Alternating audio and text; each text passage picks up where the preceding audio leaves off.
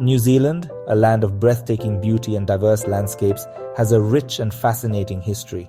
Long before European explorers arrived, the Maori, skilled navigators from Polynesia, had made this land their home. Their epic voyages across the Pacific, guided by the stars, are a testament to their courage and ingenuity. The Maori arrived in Aotearoa, the land of the long white cloud, in several waves of migration, beginning around the 13th century. They established vibrant communities, developing intricate social structures, art forms, and belief systems deeply intertwined with the land.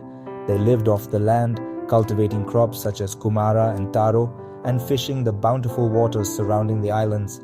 Over time, distinct Maori tribes, or IWI, emerged, each with its own territories, customs, and stories passed down through generations. The arrival of Europeans in the 17th century marked a turning point in New Zealand's history. The first recorded European encounter was in 1642 when Dutch explorer Abel Tasman sighted the islands. However, his visit was short-lived and marked by conflict with Maori. It wasn't until 1769, when British explorer Captain James Cook circumnavigated the islands, that sustained European contact began. The arrival of European traders and whalers in the late 18th and early 19th centuries brought new goods, technologies, and ideas. However, the introduction of European diseases had devastating consequences, leading to widespread epidemics and a significant decline in the Maori population. Despite these challenges, the Maori demonstrated resilience, adopting some European customs and technologies while striving to preserve their own traditions. The increasing European presence in New Zealand set the stage for a new era in the country's history, one that would forever alter the relationship between Maori and Europeans. The year 1840 marked a pivotal moment in New Zealand's history, a year that would forever alter the course of the nation. With the signing of the Treaty of Waitangi, a document that sought to bring two cultures together under a common understanding. This document aimed to establish a framework for British sovereignty while recognizing Maori ownership of their lands and resources, a delicate balance of power and respect.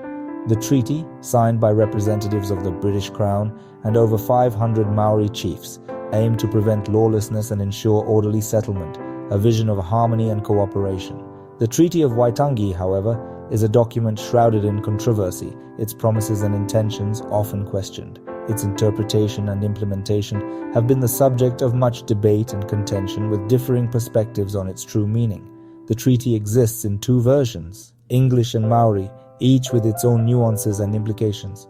The discrepancies in translation, particularly regarding the meaning of sovereignty and governance, have led to differing understandings of the rights and obligations agreed upon, creating a legacy of confusion and conflict. In the decades following the signing of the treaty, the increasing influx of European settlers led to growing pressure on Maori land, altering the landscape and dynamics of the region. Land confiscations, often justified by the Crown as a means of quelling unrest, further fueled tensions and resentment, deepening the divide between the two communities.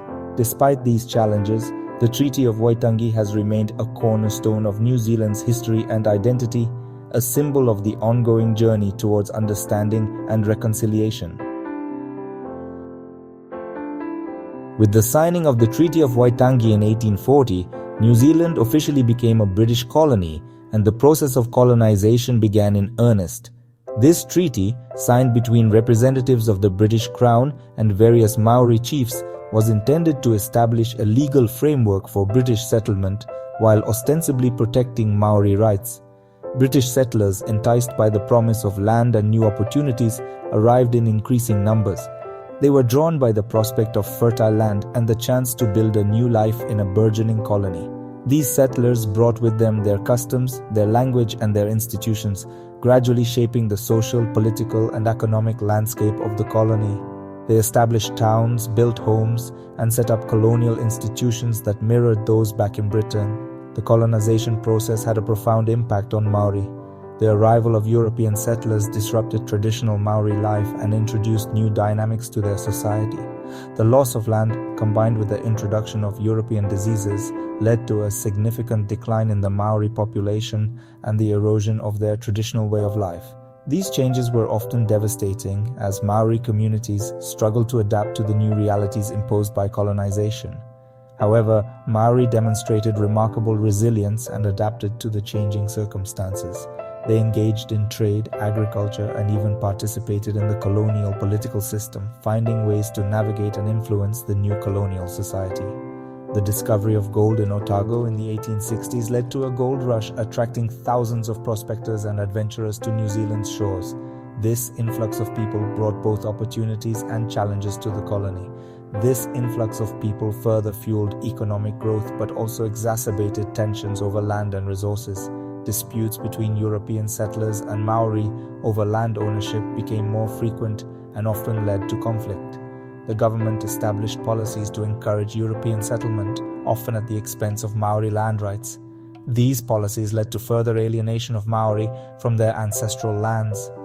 Over time, women and Maori gained suffrage, marking significant milestones in New Zealand's journey towards a more inclusive and democratic society. These changes reflected a broader movement towards equality and recognition of the rights of all citizens. Section 5.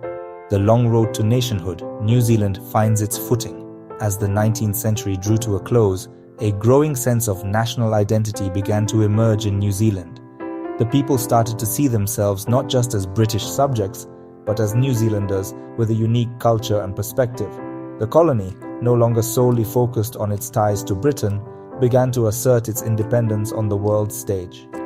This shift was evident in the political and social arenas, where New Zealanders began to advocate for their own interests. This growing sense of nationhood was fueled by economic prosperity, social reforms, and a burgeoning cultural identity. The arts, literature, and local traditions began to flourish, reflecting the diverse and vibrant spirit of the nation. In 1901, New Zealand declined the opportunity to join the newly federated Australia, choosing instead to chart its own course as a dominion within the British Empire.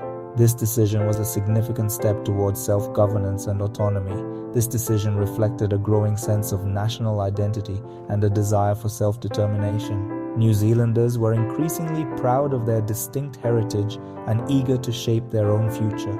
World War I, a conflict that would have a profound impact on New Zealand, further solidified this sense of nationhood.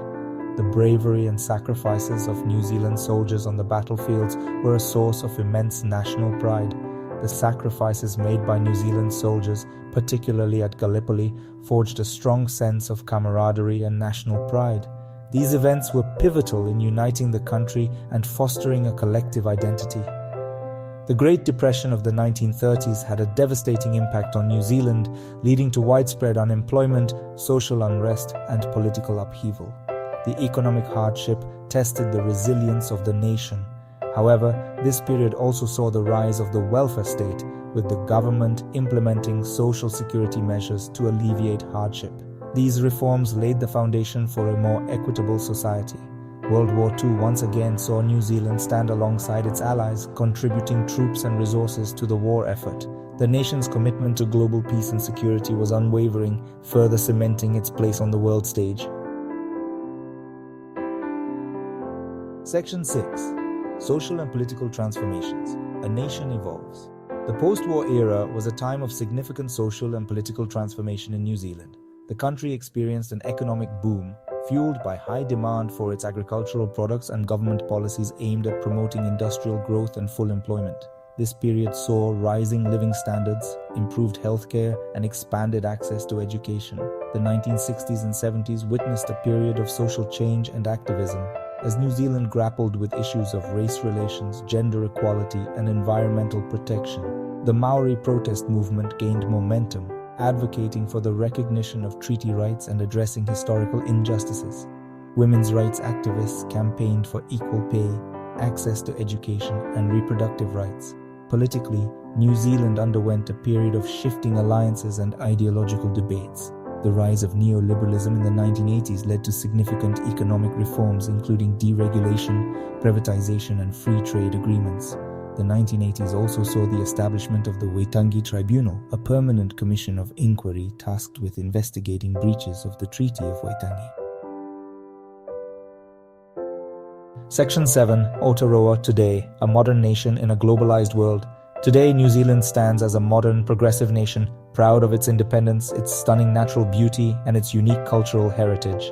With a population of over 5 million people, it is a country that embraces diversity, innovation, and a strong sense of community.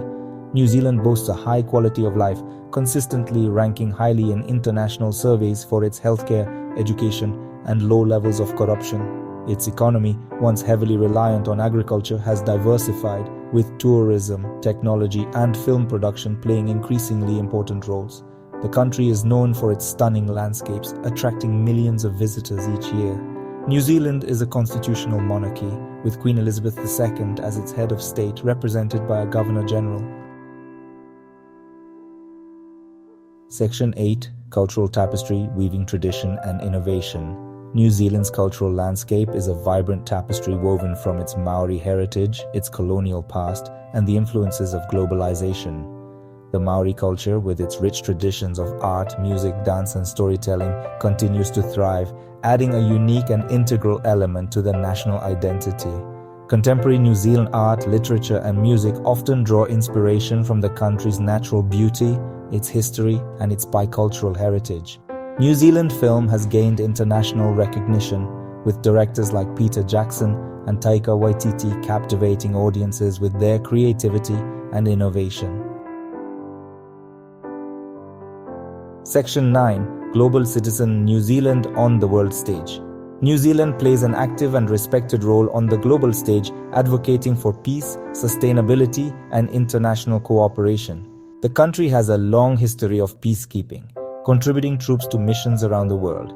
It is a strong supporter of the United Nations and its work to address global challenges. New Zealand is committed to environmental conservation and addressing climate change. It has set ambitious targets for reducing greenhouse gas emissions and is a leader in sustainable tourism practices.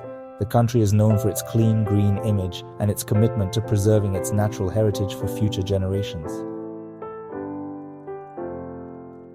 Section 10, Conclusion, Reflections on a Nation's Journey. New Zealand's journey from its early Polynesian settlements to its present-day status as a modern independent nation is a testament to the resilience, adaptability, and spirit of its people. From the arrival of the Maori to the challenges and opportunities of colonization, New Zealand has continually evolved, shaping its own destiny and forging its own identity on the world stage.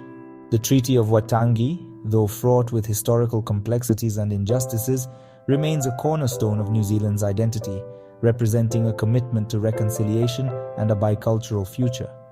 As New Zealand navigates the complexities of the 21st century, it does so with a strong sense of its history, its values, and its place in the world. Thanks you for joining us to learn about the history of New Zealand. Please don't forget to like, subscribe, and share this video about New Zealand's fascinating history. Bye for now.